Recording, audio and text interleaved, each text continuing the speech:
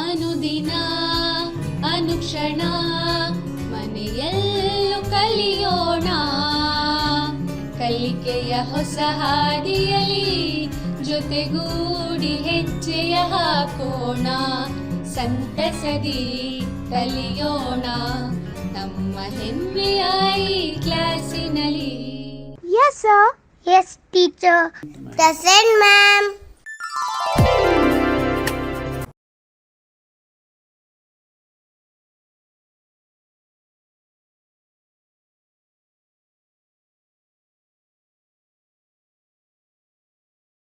ಆತ್ಮೀಯ ವಿದ್ಯಾರ್ಥಿಗಳೇ, 6ನೇ ತರಗತಿಯ ಸಮಾಜ ವಿಜ್ಞಾನ ತರಗತಿಗೆ ತಮಗೆಲ್ಲರಿಗೂ ಆತ್ಮೀಯವಾದ ಸ್ವಾಗತ. ಮೊದಲನೇ ಪಾಠ ಇತಿಹಾಸ ಪರಿಚಯದ ಬಗ್ಗೆ ನಾವು ಇವತ್ತು ತಿಳ್ಕೊಳ್ತಾ ಇದ್ದೀವಿ. ಎಲ್ಲರೂ ಸಿದ್ಧರಿದ್ದೀರಲ್ವ ಮಕ್ಕಳೇ? ನೋಡಿ, ಇಲ್ಲಿ ನಿಮಗೆ ಒಂದು ಚಿತ್ರವನ್ನು ತೋರಿಸ್ತಾ ಇದ್ದೀನಿ. ಈ ಚಿತ್ರದಲ್ಲಿ ಏನು ಕಾಣಿಸ್ತಾ ಇದೆ? ಇಲ್ಲಿ ಬೆಂಕಿ ಇದೆ, ಇಲ್ಲಿ ಒಂದು ಮಗು ಇದೆ. ಈ ಹುಡುಗಿ ಬೆಂಕಿಯನ್ನು ಮುಟ್ಟೋದಿಲ್ಲ. ಯಾಕೆ ಮುಟ್ಟೋದಿಲ್ಲ? ಆಕೆ ಆ ಬೆಂಕಿಯನ್ನು ಮುಟ್ಟಿ ಅದರ ಸುಟ್ಟಂತಹ ಅನುಭವ ಆಕೆಗಿರಬಹುದು, ಅದರ ನೆನಪು ಅಥವಾ ಆ ಒಂದು ಜ್ಞಾಪಕ ಶಕ್ತಿಯಿಂದ ಆಕೆ ಏನು ಮಾಡ್ತಾ ಇದ್ದಾಳೆ? ಆ ಬೆಂಕಿಯನ್ನು ಮುಟ್ತಾ ಇಲ್ಲ. ಸೊ ಅಂದರೆ ನಮಗಿಲ್ಲಿ ಅನುಭವ ಮತ್ತು ಜ್ಞಾಪಕ ಶಕ್ತಿಗಳೇನಾದರೂ ನಮಗಿರಲಿಲ್ಲ ಅಂದರೆ ನಾವೇನು ಮಾಡ್ತಾ ಇದ್ವಿ?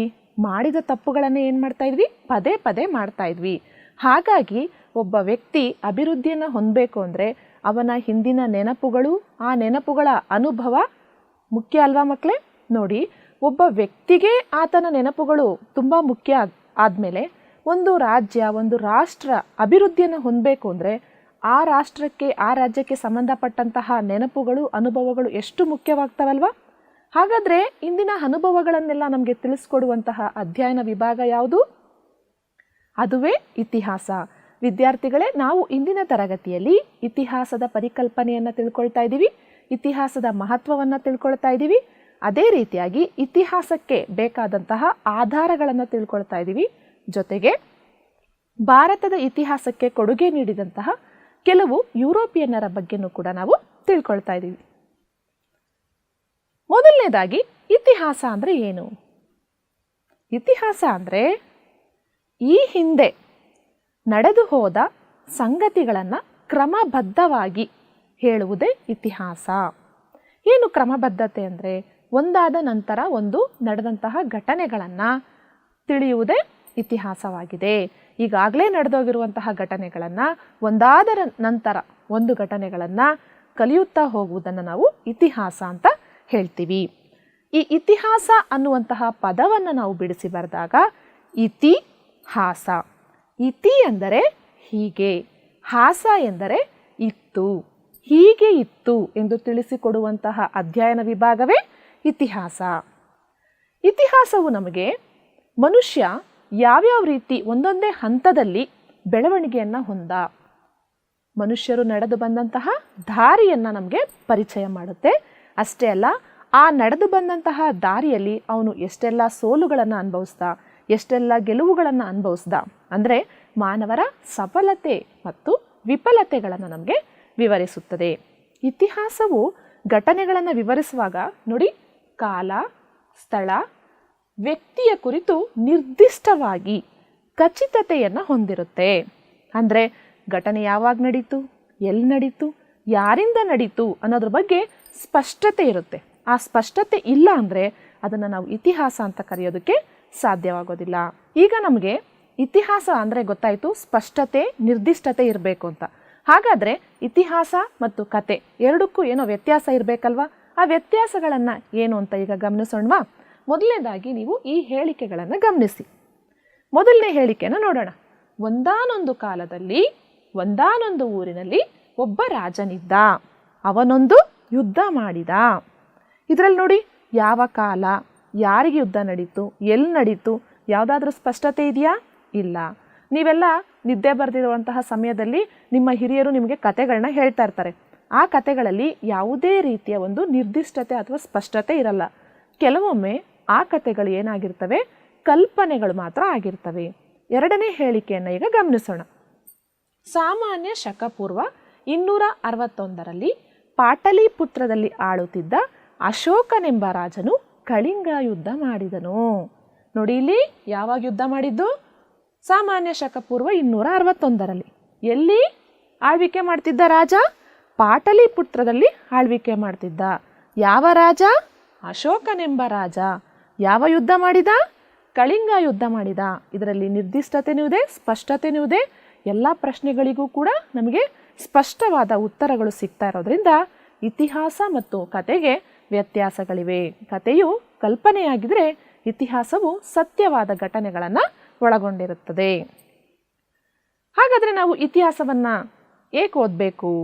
ನಮ್ಮ ಪೂರ್ವಿಕರು ಕೈಗೊಂಡಿರುವಂತಹ ಎಷ್ಟೋ ತೀರ್ಮಾನಗಳು ಮತ್ತು ಆ ತೀರ್ಮಾನಗಳಿಂದ ಅವರು ಅನುಭವಿಸಿದಂತಹ ಸುಖ ದುಃಖಗಳನ್ನು ತಿಳ್ಕೊಂಡು ಅವುಗಳನ್ನು ನಮ್ಮ ಜೀವನಕ್ಕೆ ಅಳವಡಿಸ್ಕೊಂಡು ನಮ್ಮ ಜೀವನದ ಅಭಿವೃದ್ಧಿಯನ್ನು ನಾವು ಸಾಧಿಸಬೇಕು ಅಂದರೆ ನಾವೇನು ಮಾಡಬೇಕು? ಇತಿಹಾಸವನ್ನು ಓದಬೇಕು. ಅಷ್ಟೇ ಅಲ್ಲ, ನಮ್ಮ ಹಿರಿಯರು, ತತ್ವಜ್ಞಾನಿಗಳು, ವಿಚಾರವಂತರು ಇದ್ದಂಥವರು ಅನೇಕ ತತ್ವಾದರ್ಶಗಳನ್ನು, ವಿಚಾರಧಾರೆಗಳನ್ನು ನಮಗೆ ಹರಿಸಿದ್ದಾರೆ. ಜೊತೆಗೆ ನಮ್ಮ ದೇಶಭಕ್ತರು, ನಮ್ಮ ದೇಶಕ್ಕೋಸ್ಕರ ಹೋರಾಟ ಮಾಡಿದಂಥವರು, ಅವರಲ್ಲಿದ್ದಂತಹ ಶೌರ್ಯ, ಪರಾಕ್ರಮ, ತ್ಯಾಗ, ಬಲಿದಾನಗಳನ್ನು ತಿಳ್ಕೋಬೇಕು ಅಂದರೆ ನಾವು ಇತಿಹಾಸವನ್ನು ಓದಬೇಕು.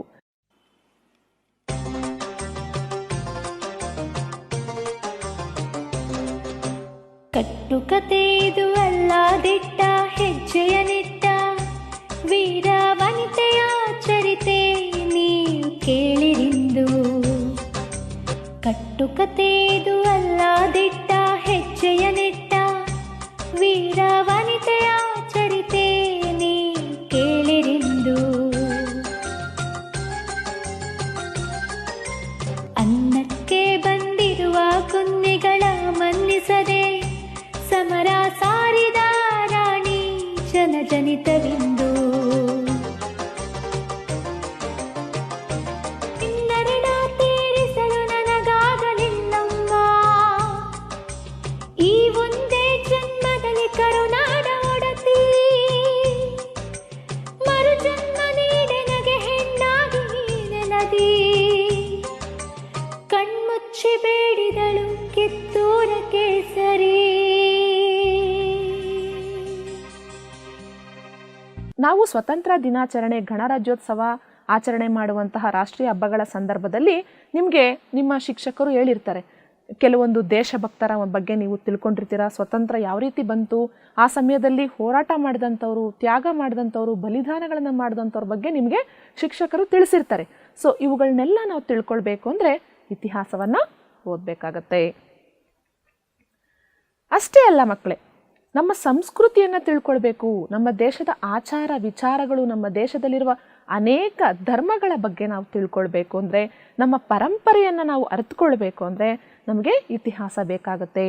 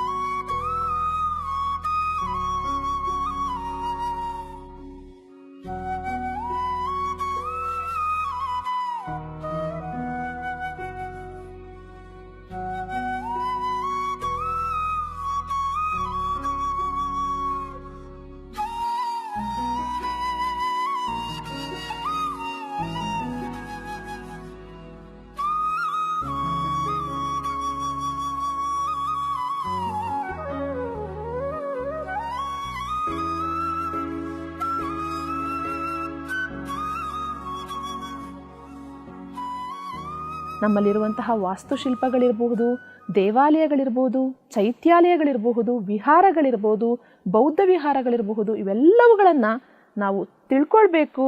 ಅವುಗಳ ಒಂದು ಇತಿಹಾಸವನ್ನು, ಅವುಗಳು ಯಾರನ್ನು ಕಟ್ಟಿಸಿದ್ರು, ಯಾವಾಗ ಕಟ್ಟಿಸಿದ್ರು, ಎಲ್ಲ ವಿಚಾರಗಳನ್ನು ತಿಳ್ಕೊಳ್ಬೇಕು ಅಂದರೆ ನಮಗೇನು ಬೇಕು? ಇತಿಹಾಸವನ್ನು ಓದಬೇಕು. ಹಾಗಾದರೆ ನೋಡಿ, ಇಷ್ಟೆಲ್ಲ ಅಮೂಲ್ಯವಾದ ಇತಿಹಾಸವನ್ನು ರಚನೆ ಮಾಡೋಕ್ಕೆ ಪ್ರಾರಂಭ ಮಾಡಿದವರು ಯಾರಿರಬಹುದು? ಇತಿಹಾಸ ಅನ್ನುವಂತಹ ಕಲ್ಪನೆಯನ್ನು ತಂದವರು ಯಾರಿರಬಹುದು ಅಂದರೆ, ಇತಿಹಾಸವನ್ನು ಯಾವ ರೀತಿ ರಚನೆ ಮಾಡಬೇಕು ಅಂತ ಇಡೀ ಜಗತ್ತಿಗೆ ಮೊಟ್ಟ ಮೊದಲು ತೋರಿಸಿಕೊಟ್ಟವ್ರು ಯಾರು ಅಂದರೆ ಗ್ರೀಕ್ ದೇಶದ ಹೆರೋಡೋಟಸ್. ಆ ಕಾರಣಕ್ಕಾಗಿ ಅವರನ್ನು ಇತಿಹಾಸದ ಪಿತಾಮಹ ಅಂತಲೇ ಕರೀತಾರೆ. ಗೊತ್ತಾಯ್ತಲ್ಲ ಮಕ್ಕಳೇ ನಿಮಗೆ? ಇತಿಹಾಸದ ಪಿತಾಮಹ ಯಾರು? ಹೆರೋಡೋಟಸ್. ಮುಂದೆ ನೋಡೋಣ. ನಾವು ಇತಿಹಾಸವನ್ನು ನಂಬಬೇಕು ಅಂದರೆ ನಮಗೆ ಅದಕ್ಕೆ ಸಾಕ್ಷಿಗಳು ಬೇಕಲ್ವಾ? ಯಾವುದೋ ಒಂದು ಕಾಲದಲ್ಲಿ ಒಂದು ಘಟನೆ ನಡೀತು ಅಂದರೆ ಅದನ್ನು ತಿಳ್ಕೊಳ್ಬೇಕು ಅಂದರೆ ನಮಗೆ ಪುರಾವೆಗಳು ಬೇಕಲ್ವಾ? ವಿಜಯನಗರದ ಅರಸು ಮನೆತನದವರು ಗಣೇಶನನ್ನು ಪೂಜೆ ಮಾಡ್ತಾ ಇದ್ರು ಅಂತ ನಾವು ಹೇಳಿದ್ರೆ ನೀವು ನಂಬಲ್ಲ. ಅದೇ ನಾವು ಹಂಪಿಗೆ ಭೇಟಿ ಕೊಟ್ಟು ಅಲ್ಲಿರುವಂತಹ ಸಾಸಿವೆ ಕಾಳು ಗಣೇಶನನ್ನು ನೋಡಿದಾಗ ನಮಗೆ ಗೊತ್ತಾಗುತ್ತೆ ಅವರು ಗಣೇಶನ ಮೂರ್ತಿಯನ್ನು ಪೂಜೆ ಮಾಡ್ತಿದ್ರು ಅಂತ. ಅದಕ್ಕೆ ಸಾಕ್ಷಿ ಏನು? ಅಲ್ಲಿರುವಂತಹ ಆಧಾರ. ಹಾಗಾದರೆ ಇತಿಹಾಸವನ್ನು ರಚನೆ ಮಾಡೋದಕ್ಕೆ ನಮಗೆ ಬೇಕಾಗುವಂತಹ ಮೂಲ ಸಾಮಗ್ರಿಗಳೇ ಆಧಾರಗಳು. ಆಧಾರಗಳು ಇಲ್ಲದೆ ಇತಿಹಾಸವನ್ನು ರಚನೆ ಮಾಡೋದಕ್ಕೆ ಸಾಧ್ಯನೇ ಇಲ್ಲ. ಹಾಗಾಗಿ ಆಧಾರಗಳು ಇತಿಹಾಸದ ಜೀವಾಳಗಳು ಅಂತಲೇ ಹೇಳ್ಬೋದು. ಈಗ ನಾವು ಆಧಾರಗಳ ವಿಧಗಳನ್ನು ನೋಡೋಣ. ಆಧಾರಗಳಲ್ಲಿ 2 ವಿಧ. ಮೊದಲನೇದು ಸಾಹಿತ್ಯ ಆಧಾರಗಳು, ಎರಡನೇದು ಪುರಾತತ್ವ ಆಧಾರಗಳು. ಗೊತ್ತಾಯ್ತಲ್ಲ? ಸಾಹಿತ್ಯ ಆಧಾರಗಳು, ಪುರಾತತ್ವ ಆಧಾರಗಳು. ಸಾಹಿತ್ಯ ಆಧಾರಗಳಲ್ಲಿ 2 ವಿಧ: ಲಿಖಿತ ಸಾಹಿತ್ಯ, ಮೌಖಿಕ ಸಾಹಿತ್ಯ. ಲಿಖಿತ ಸಾಹಿತ್ಯದಲ್ಲಿ ದೇಶಿ ಸಾಹಿತ್ಯ, ವಿದೇಶಿ ಸಾಹಿತ್ಯ ಬಂದರೆ, ಮೌಖಿಕ ಸಾಹಿತ್ಯದಲ್ಲಿ ಲಾವಣಿಗಳು, ಜಾನಪದ ಕಥೆಗಳು, ಐತಿಹ್ಯಗಳು ಕೂಡ ಬರ್ತವೆ. ಅದೇ ರೀತಿ ಪುರಾತತ್ವ ಆಧಾರಗಳಲ್ಲಿ ನಾವು ಸ್ಮಾರಕಗಳು, ನಾಣ್ಯಗಳು, ಶಾಸನಗಳು ಮತ್ತು ಇತರ ಅವಶೇಷಗಳನ್ನು ತಿಳ್ಕೊಳ್ತೀವಿ. ಮೊದಲನೇದಾಗಿ ಸಾಹಿತ್ಯ ಆಧಾರಗಳಲ್ಲಿ ಲಿಖಿತ ಸಾಹಿತ್ಯವನ್ನು ನೋಡೋಣ. ಲಿಖಿತ ಸಾಹಿತ್ಯ ಅಂದರೆ ಲಿಖಿತ ಸಾಹಿತ್ಯವನ್ನು ಅಕ್ಷರಸ್ಥರಿಂದ ರಚನೆ ಮಾಡಿರ್ತಾರೆ. ಮೌಖಿಕ ಸಾಹಿತ್ಯ ಅನಕ್ಷರಸ್ಥರಿಂದ ಕೂಡ ರಚನೆ ಆಗಿರುತ್ತೆ. ನೋಡಿ, ನಾವು ಅನಕ್ಷರಸ್ಥರು ಅಂತ ಕಡೆಗಣಿಸಬಾರ್ದು. ಅವರು ಕೂಡ ಏನಿರ್ತದೆ, ಅವರಿಂದನೂ ಕೂಡ ನಮಗೆ ಇತಿಹಾಸಕ್ಕೆ ಬೇಕಾದಂತಹ ಅನೇಕ ಆಧಾರಗಳು ಸಿಗ್ತವೆ. ಮೊದಲನೇದಾಗಿ ಲಿಖಿತ ಸಾಹಿತ್ಯದಲ್ಲಿ 2 ವಿಭಾಗಗಳಿವೆ. ಒಂದು ದೇಶಿ ಸಾಹಿತ್ಯ, ಇನ್ನೊಂದು ವಿದೇಶಿ ಸಾಹಿತ್ಯ. ಏನು ದೇಶಿ ಸಾಹಿತ್ಯ ಅಂದರೆ ನಮ್ಮ ದೇಶದ ಕವಿಗಳಿಂದ, ನಮ್ಮ ದೇಶಿಗರಿಂದಲೇ ರಚನೆಯಾದಂತಹ ಸಾಹಿತ್ಯವನ್ನು ನಾವು ದೇಶಿ ಸಾಹಿತ್ಯ ಅಂತ ಕರಿತೀವಿ. ವಿದೇಶಿ ಸಾಹಿತ್ಯ ಅಂದರೆ ವಿದೇಶಿಗರಿಂದ ರಚನೆಯಾದಂತಹ ಸಾಹಿತ್ಯ. ದೇಶಿ ಸಾಹಿತ್ಯಕ್ಕೆ ಉದಾಹರಣೆಯನ್ನು ನೋಡೋದಾದರೆ ಕೌಟಿಲ್ಯನ ಅರ್ಥಶಾಸ್ತ್ರವನ್ನು ನಾವು ಉದಾಹರಣೆಯಾಗಿ ಕೊಡಬಹುದು. ಪಂಪ, ಆದಿಕವಿ ಪಂಪ ಬರೆದಂತಹ ವಿಕ್ರಮಾರ್ಜುನ ವಿಜಯವನ್ನು ನಾವು ಉದಾಹರಣೆಯಾಗಿ ಕೊಡಬಹುದು. ಇನ್ನು ಅನೇಕ ಕೃತಿಗಳನ್ನು ನಾವು ಉದಾಹರಣೆಯಾಗಿ ನೋಡ್ಬೋದಾಗಿದೆ. ವಿದೇಶಿ ಸಾಹಿತ್ಯವನ್ನು ನೋಡೋದಾದರೆ ಮೆಗಸ್ತನಿಸ್ ಬರೆದಂತಹ ಇಂಡಿಕಾ, ಪಾಹಿಯಾನ ಬರೆದಿರುವಂತಹ ಗೋಕೋಕಿ ನಮಗೆ ಆಧಾರಗಳಾಗಿ ದೊರೆತಿವೆ. ಇದು ನಮ್ಮ ಲಿಖಿತ ಸಾಹಿತ್ಯವಾದರೆ, ಮುಂದೆ ನೋಡೋಣ ಮೌಖಿಕ ಸಾಹಿತ್ಯ. ಮೌಖಿಕ ಸಾಹಿತ್ಯ ಅಂದರೆ ಬಾಯಿಯಿಂದ ಬಾಯಿಗೆ ಹರಿದು ಬಂದಂತಹ ಸಾಹಿತ್ಯ. ಅದರಲ್ಲಿ ಲಾವಣಿಗಳು, ಜಾನಪದ ಕಥೆಗಳು, ಐತಿಹ್ಯಗಳು. ಲಾವಣಿಗಳು ಅಂದರೆ ಹಾಡಿನ ರೂಪದಲ್ಲಿ ಕಥೆಗಳನ್ನು ಹಾಡಿನ ರೂಪದಲ್ಲಿ ಹಾಡ್ತಾ ಇದ್ರು. ಅದೇ ರೀತಿ ಜಾನಪದ ಕಥೆಗಳು ಕೂಡ ಕಥೆಗಳ ರೂಪದಲ್ಲಿ ಇರ್ತಾ ಇದ್ವು. ಐತಿಹ್ಯಗಳು ಅಂದರೆ ಯಾವುದಾದರೂ ಒಂದು ಸ್ಥಳಕ್ಕೆ ಸಂಬಂಧಪಟ್ಟಂತೆ ಅಲ್ಲಿರುವಂತಹ ಆಚಾರ ವಿಚಾರಗಳನ್ನು ನಾವು ಮುಂದುವರಿಸ್ಕೊಂಡು ಬಂದಿರ್ತೀವಲ್ವ, ಅವುಗಳನ್ನು ಐತಿಹ್ಯಗಳು ಅಂತ ಕರಿತೀವಿ. ಸೊ ಇವು ಮೌಖಿಕ ಸಾಹಿತ್ಯಕ್ಕೆ ಉದಾಹರಣೆಗಳು. ಮುಂದೆ ನೋಡೋಣ ಪುರಾತತ್ವ ಆಧಾರಗಳ ವಿಧಗಳು. ಪುರಾತತ್ವ ಆಧಾರಗಳಲ್ಲಿ ಯಾವ್ದ್ಯಾವ್ದು ಬರುತ್ತೆ ಅಂದರೆ ಸ್ಮಾರಕಗಳು, ನಾಣ್ಯಗಳು, ಶಾಸನಗಳು ಮತ್ತು ಇತರ ಅವಶೇಷಗಳು. ಸ್ಮಾರಕಗಳು ಅಂದರೆ ಹಿಂದಿನ ಒಂದು ರಾಜ ಮಹಾರಾಜರುಗಳು ಕಟ್ಟಿಸಿರುವಂತಹ ದೇವಾಲಯಗಳಿರಬಹುದು, ವಿಹಾರಗಳಿರಬಹುದು, ಮಸೀದಿಗಳಿರ್ಬೋದು, ಚರ್ಚ್ಗಳಿರಬಹುದು, ಗುಮ್ಮಟಗಳಿರ್ಬೋದು, ಇವುಗಳೆಲ್ಲವನ್ನೂ ಕೂಡ ನಾವು ಸ್ಮಾರಕಗಳು ಅಂತ ಕರಿತೀವಿ. ನಾಣ್ಯಗಳು ಅಂದರೆ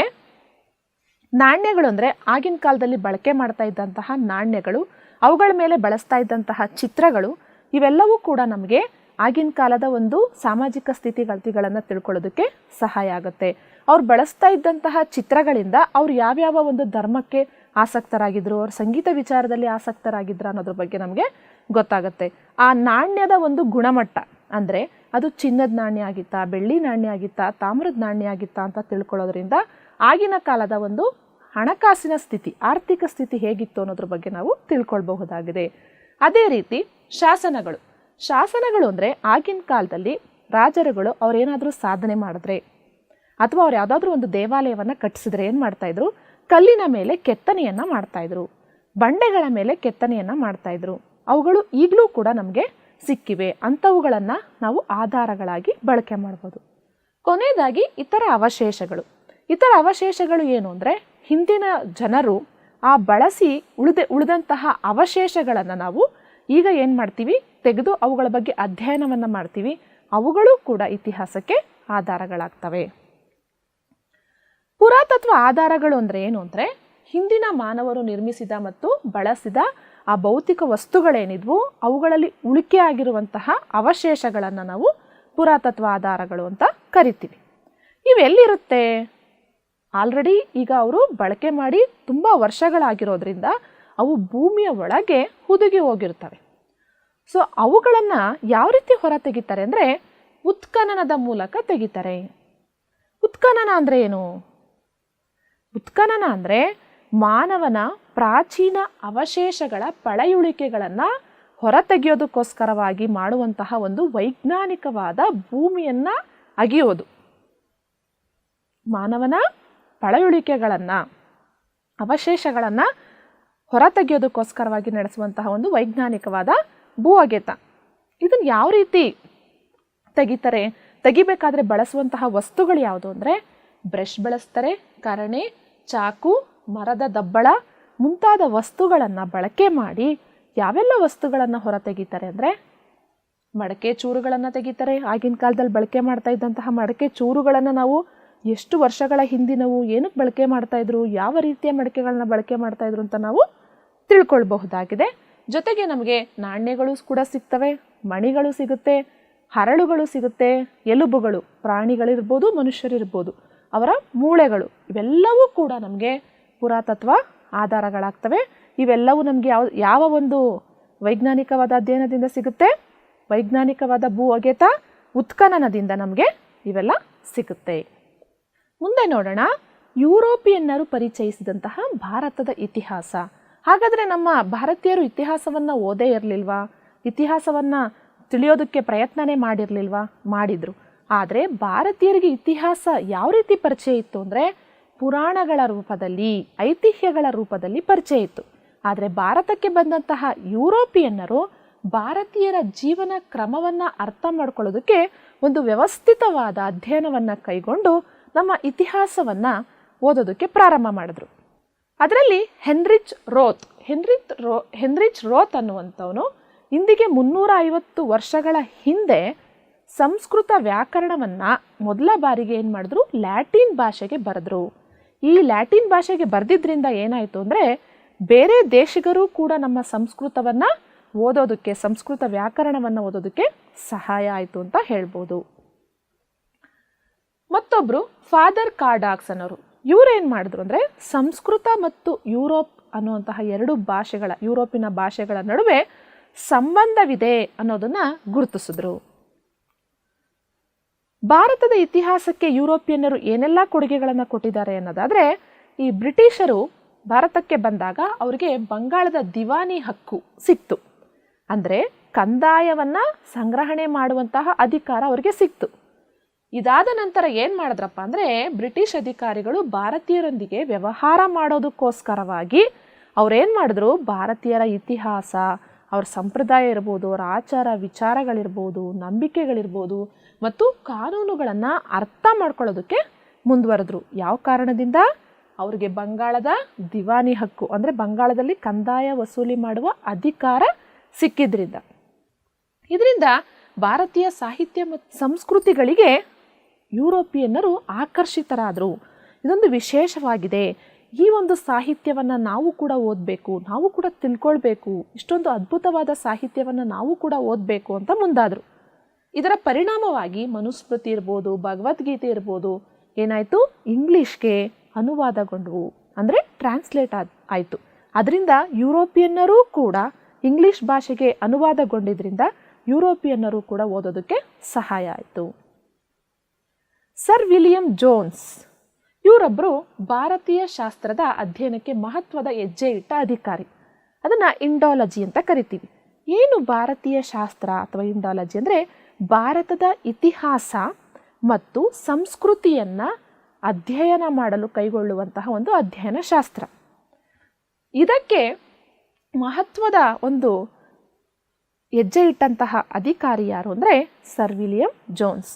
ಇವರು ಯಾರು ಅಂದರೆ ಬಂಗಾಳದಲ್ಲಿದ್ದಂತಹ ಸರ್ವೋಚ್ಚ ನ್ಯಾಯಾಲಯದ ನ್ಯಾಯಾಧೀಶರಾಗಿದ್ದರು.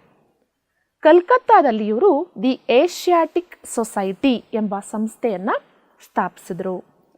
ಇವರು ಗೀತಗೋವಿಂದ, ಮಾನವ ಧರ್ಮಶಾಸ್ತ್ರ ಮತ್ತು ಕಾಳಿದಾಸನ ಶಾಕುಂತಲಾ ಅನ್ನುವಂತಹ ಕೃತಿಯನ್ನು ಇಂಗ್ಲೀಷ್ಗೆ ಏನು ಮಾಡಿದ್ರು, ತರ್ಜುಮೆ ಮಾಡಿದ್ರು, ಭಾಷಾಂತರ ಮಾಡಿದ್ರು. ಇದರಿಂದ ಈ ಎಲ್ಲ ಕೃತಿಗಳನ್ನು ಯುರೋಪಿಯನ್ನರು ಓದೋದಕ್ಕೆ ಸಹಾಯ ಆಯಿತು. ಮುಂದೆ ಮ್ಯಾಕ್ಸ್ ಮುಲ್ಲರ್ ಇವರು ಒಬ್ಬರು ಪೌರಾತ್ಯವಾದಿಗಳು ಅಂತಂದರೆ ಪೂರ್ವ ದೇಶಗಳ ಇತಿಹಾಸದ ಬಗ್ಗೆ, ಸಂಸ್ಕೃತಿಯ ಬಗ್ಗೆ ಆಸಕ್ತಿಯನ್ನು, ಒಲವನ್ನು ಹೊಂದಿದಂಥವ್ರು. ಯಾರು? ಮ್ಯಾಕ್ಸ್ ಮುಲ್ಲರ್ ಅನ್ನೋರು. ಇವರು ಜರ್ಮನ್ ದೇಶಕ್ಕೆ ಸೇರಿದಂಥವರು. Sacred book of the east ಅನ್ನುವಂತಹ ಒಂದು ಹೆಸರಿನಲ್ಲಿ 50 ಸಂಪುಟಗಳನ್ನು ರಚನೆ ಮಾಡಿದ್ರು ನಮ್ಮ ಭಾರತದ ಇತಿಹಾಸಕ್ಕೆ ಸಂಬಂಧಪಟ್ಟಂತೆ.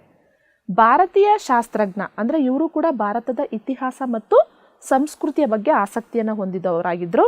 ಆದರೆ ಇಷ್ಟೆಲ್ಲ ಆಸಕ್ತಿಯನ್ನು ಹೊಂದಿದ್ದು ಸಂಪುಟಗಳನ್ನು ಬರೆದ್ರೂ ಕೂಡ ಇವರು ನಮ್ಮ ಭಾರತಕ್ಕೆ ಬಂದಿರಲಿಲ್ಲ. ನೋಡಿ, ನಮ್ಮ ಭಾರತಕ್ಕೆ ಬಂದಿಲ್ಲದೆ ಇದ್ದರೂ ಕೂಡ ಇವರು ನಮ್ಮ ಭಾರತದ ಸಾಹಿತ್ಯ, ಸಂಸ್ಕೃತಿ, ಪರಂಪರೆಯ ಬಗ್ಗೆ ಆಸಕ್ತಿಯನ್ನು ಹೊಂದಿದಂತಹ ವ್ಯಕ್ತಿಯಾಗಿದ್ದರು. ನೆಕ್ಸ್ಟ್ ನೋಡೋಣ ಜೇಮ್ಸ್ ಮಿಲ್. ಜೇಮ್ಸ್ ಮಿಲ್ ಅನ್ನೋರು ಸ್ಕಾಟ್ಲ್ಯಾಂಡಿನ ಇತಿಹಾಸಕಾರರು. ಇವರು ಹಿಸ್ಟರಿ ಆಫ್ ಇಂಡಿಯಾ ಅನ್ನುವಂತಹ ಹೆಸರಿನಲ್ಲಿ 6 ಸಂಪುಟಗಳ ಭಾರತದ ಇತಿಹಾಸವನ್ನು ರಚನೆ ಮಾಡಿದ್ರು. ನೆಕ್ಸ್ಟ್ ನೋಡೋಣ ಅಬೆ ಡುಬಾಯ್ಸ್ ಅಂತ. ಅಬೆ ಡುಬಾಯ್ಸ್ ಅನ್ನೋರು ಫ್ರೆಂಚ್ ಮಿಷನರಿ ಅಂದರೆ ಕ್ರೈಸ್ತ ಧರ್ಮ ಪ್ರಚಾರಕರನ್ನು ಮಿಷನರಿಗಳು ಅಂತ ಕರಿತಾ ಇದ್ರು. ಅಂದರೆ ಫ್ರೆಂಚ್ ದೇಶದಿಂದ ನಮ್ಮ ಭಾರತಕ್ಕೆ ಬಂದು ಕ್ರೈಸ್ತ ಧರ್ಮವನ್ನು ಪ್ರಚಾರ ಮಾಡೋದಕ್ಕೆ ಬಂದಂತಹ ಒಬ್ಬ ಧರ್ಮ ಪ್ರಚಾರಕರಾಗಿದ್ದರು. ಇವರು ಶ್ರೀರಂಗಪಟ್ಟಣ ಬಳಿಯ ಗಾಂಜಾಮ್ಗೆ ಬಂದು ನೆಲೆಸಿದ್ರು. ಇವರನ್ನು ಜನರು ದೊಡ್ಡ ಸ್ವಾಮಿಯವರು ಅಂತಲೇ ಕರಿತಾ ಇದ್ರು. ಯಾಕೆಂದರೆ ಇವರು ಒಬ್ಬರು ಸನ್ಯಾಸಿಯಂತೆ ಅಲ್ಲಿನ ಒಂದು ಸ್ಥಳೀಯ ಸಂಸ್ಕೃತಿಯನ್ನು ಅನುಸರಿಸಿ ಬದುಕ್ತಾ ಇದ್ರು. ಅದಕ್ಕೋಸ್ಕರ ಜನರೆಲ್ಲರೂ ಇವರನ್ನು ದೊಡ್ಡ ಸ್ವಾಮಿಯವರು ಅಂತಲೇ ಕರಿತಾ ಇದ್ರು. ಇವರು ಬರೆದಂತಹ ಕೃತಿ ಯಾವುದು ಅಂದರೆ Hindu manners, customs and ceremonies. ಇವರು ನಮ್ಮ ಒಂದು ಹಬ್ಬ ಹರಿದಿನಗಳಿರಬಹುದು, ಪೂಜೆಗಳು ಪುನಸ್ಕಾರಗಳಿರಬಹುದು, ಆಚಾರ ವಿಚಾರಗಳಿರ್ಬೋದು, ಇವೆಲ್ಲವುಗಳ ಮೇಲೆ ಹೆಚ್ಚು ಒಲವನ್ನು ಹೊಂದಿದವರಾಗಿದ್ದರು. ಇಷ್ಟೇನಾ ನಮ್ಮ ಭಾರತದ ಇತಿಹಾಸದ ಮೇಲೆ ಭಾರತದ ಇತಿಹಾಸಕ್ಕೆ ಆಸಕ್ತರಾಗಿದ್ದಂಥವರು ಯುರೋಪಿಯನ್ನರು ಅಂದರೆ ಇನ್ನೂ ಅನೇಕ ಯುರೋಪಿಯನ್ನರು ಭಾರತದ ಚರಿತ್ರೆಯನ್ನು ವಿವಿಧ ಘಟ್ಟಗಳಲ್ಲಿ ನಮಗೆ ಪರಿಚಯಿಸಿದ್ದಾರೆ.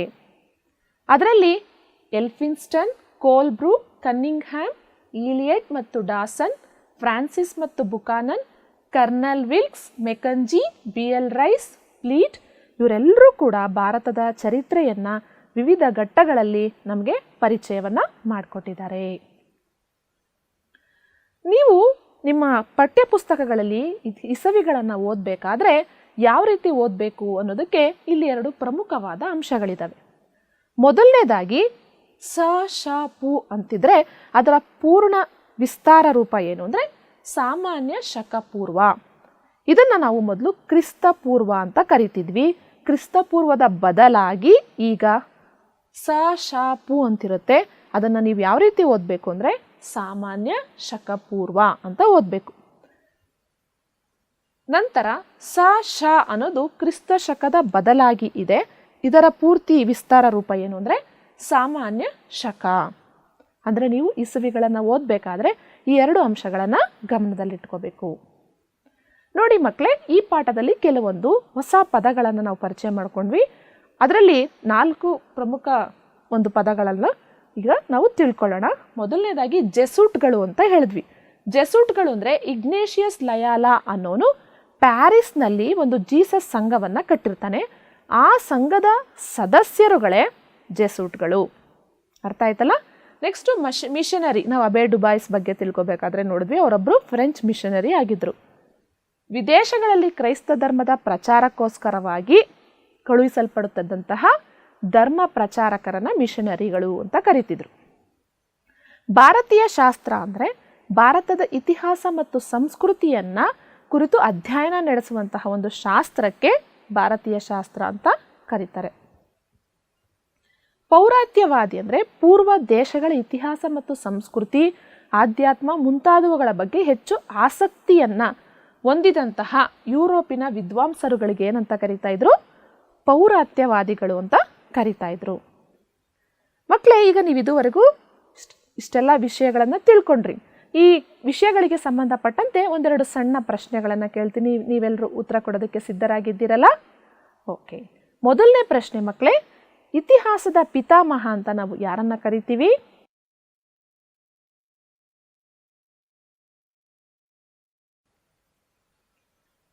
ಸರಿಯಾದ ಉತ್ತರ ಮಕ್ಕಳೇ. ಯಾರು ಇತಿಹಾಸದ ಪಿತಾಮಹ?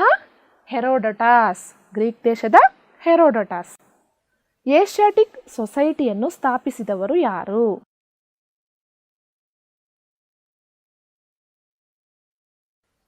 ಯಾರು ಹೇಳಿ? ಎಸ್, ನಿಮ್ಮ ಉತ್ತರ ಸರಿಯಾಗಿದೆ ಮಕ್ಕಳೇ, ಸರ್ ವಿಲಿಯಂ ಜೋನ್ಸ್. ಮುಂದಿನ ಪ್ರಶ್ನೆ ನೋಡೋಣ. ಉತ್ಖನನ ಎಂದರೇನು? ಪುರಾತತ್ವ ಆಧಾರಗಳ ಬಗ್ಗೆ ನಾವು ತಿಳ್ಕೊಳ್ಬೇಕಾದ್ರೆ ಈ ವಿಚಾರವನ್ನ ತಿಳ್ಕೊಂಡ್ವಿ. ಏನು ಉತ್ಖನನ ಅಂದ್ರೆ?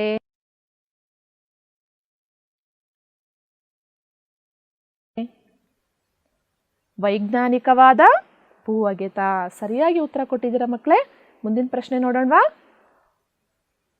ದೊಡ್ಡ ಸ್ವಾಮಿಯವರು ಎಂದು ಕರೆಯಲ್ಪಡುತ್ತಿದ್ದ ಫ್ರೆಂಚ್ ಮಿಷನರಿ ಯಾರು? ಎಸ್, ನಿಮ್ಮ ಉತ್ತರ ಸರಿಯಾಗಿದೆ ಮಕ್ಕಳೇ, Abbe Dubois. Secret book of the East ಸಂಪುಟಗಳನ್ನು ರಚಿಸಿದವರು ಯಾರು? ಯಾರು ಹೇಳಿ? ಯಾರು? Max Muller. ಮಕ್ಕಳೇ, ನೀವೆಲ್ಲರೂ ಸರಿಯಾಗಿ ಉತ್ತರ ಕೊಟ್ಟಿದ್ದೀರಾ, ಅದಕ್ಕಾಗಿ ಈ ಚಪ್ಪಾಳೆ ನಿಮಗಾಗಿ. ನಾವು ಇಂದಿನ ತರಗತಿಯಲ್ಲಿ ಇತಿಹಾಸದ ಅರ್ಥ, ಇತಿಹಾಸದ ಮಹತ್ವ, ಆಧಾರಗಳು ಮತ್ತು ಅದರ ವಿಧಗಳು, ಯುರೋಪಿಯನ್ನರು ಪರಿಚಯಿಸಿದಂತಹ ಭಾರತದ ಇತಿಹಾಸವನ್ನು ಕುರಿತು ಅಧ್ಯಯನ ಮಾಡಿದ್ದೀವಿ. ಹಾಗಾದರೆ ನಾನು ನಿಮಗೆಲ್ಲ ಒಂದು ಹೋಮ್ವರ್ಕ್ ಕೊಡ್ಲಾ ಮಕ್ಕಳೇ? ಮೊದಲನೇದಾಗಿ ಭಾರತೀಯ ನಾಣ್ಯಗಳು ಅಥವಾ ನೋಟುಗಳ ಚಿತ್ರಗಳನ್ನು ನೀವೆಲ್ಲ ಸಂಗ್ರಹ ಮಾಡಿಬಿಟ್ಟು ಅದನ್ನು ನಿಮ್ಮ ಸ್ಕ್ರಾಪ್ ಪುಸ್ತಕದಲ್ಲಿ ಅಂಟಿಸಬೇಕು. ಎರಡನೇ ಪ್ರಶ್ನೆ, ಹೆರೋಡೊಟಸ್ ಅವರನ್ನು ನಾವು ಯಾವ ಕಾರಣಕ್ಕೋಸ್ಕರವಾಗಿ ಇತಿಹಾಸದ ಪಿತಾಮಹ ಅಂತ ಕರಿತೀವಿ ಅಂತ ನಿಮ್ಮ ಹೋಮ್ವರ್ಕ್ ಬುಕ್ಕಲ್ಲಿ ಉತ್ತರ ಬರೀಬೇಕು. ಮೂರನೇ ಪ್ರಶ್ನೆ, ಲಾವಣಿ ಅಥವಾ ಜನಪದ ಗೀತೆಯನ್ನು ನಿಮ್ಮ ಹಿರಿಯರಿಂದ ಕೇಳಿ ಅದನ್ನು ನೀವು ಕಲಿತು ರಾಗಬದ್ಧವಾಗಿ ಹಾಡಿ ಅದನ್ನು ನೀವು ಆನಂದಿಸಬೇಕು. ಕೊನೆ ಪ್ರಶ್ನೆ, ನಿಮ್ಮ ವಾಸಸ್ಥಳದ ಸ್ಥಳ ಪುರಾಣವನ್ನು ನಿಮ್ಮ ಹಿರಿಯರಿಂದ ತಿಳ್ಕೊಂಡು ಅದನ್ನು ಸಂಗ್ರಹಿಸಿ ಬರಿಬೇಕು. ಬರೀತೀರಲ್ಲ ಮಕ್ಕಳೇ? ಬರೆದು ನಿಮ್ಮ ಶಿಕ್ಷಕರಿಗೆ ತೋರಿಸಿ. ವಿದ್ಯಾರ್ಥಿಗಳೇ, ಇದುವರೆಗೂ ನೀವು ಈ ಒಂದು ತರಗತಿಯನ್ನು ಸದುಪಯೋಗ ಪಡಿಸ್ಕೊಳ್ತೀರಾ ಅಂತ ಭಾವಿಸ್ತಾ ನನ್ನ ತರಗತಿಯನ್ನು ಮುಕ್ತಾಯಗೊಳಿಸ್ತಾ ಇದ್ದೀನಿ. ಶೀಲಾ MV, ಪದವೀಧರ ಪ್ರಾಥಮಿಕ ಶಾಲಾ ಶಿಕ್ಷಕಿ, ಸರ್ಕಾರಿ ಹಿರಿಯ ಪ್ರಾಥಮಿಕ ಪಾಠಶಾಲೆ, ಅಟ್ಟೂರು, ಉತ್ತರ ವಲಯ 4. ಧನ್ಯವಾದಗಳು. ಅನುದಿನ ಅನುಕ್ಷಣ ಮನೆಯಲ್ಲೂ ಕಲಿಯೋಣ, ಕಲಿಕೆಯ ಹೊಸ ಹಾದಿಯಲ್ಲಿ ಜೊತೆಗೂ